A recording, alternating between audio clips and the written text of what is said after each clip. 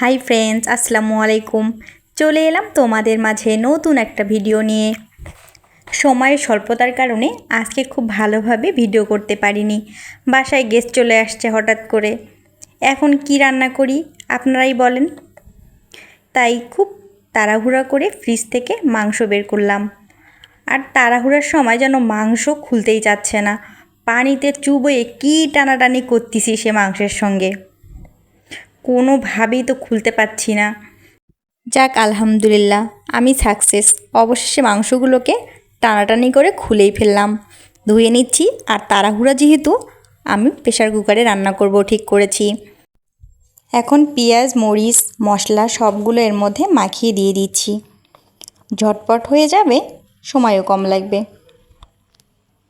আমি সবসময় প্রেশারে রান্না করি না, যখন খুব তাড়াহুড়া লাগে তখনই করি, তাছাড়া বেশি একটা করা হয় না। যাই হোক, আমি এর মধ্যে মরিচ পেঁয়াজ আদা বাটা রসুন বাটা জিরা বাটা মশলা সব কিছু একসঙ্গে দিয়ে খুব ভালোভাবে মেখে নিচ্ছি।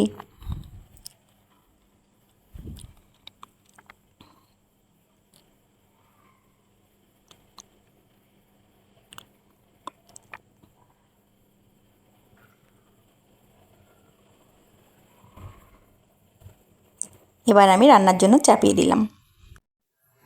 এই হলো আমার রান্নার ফাইনাল লুক। তো ফ্রেন্ডস, আজ এই পর্যন্তই। আগামীতে দেখা হবে। আল্লাহ হাফেজ।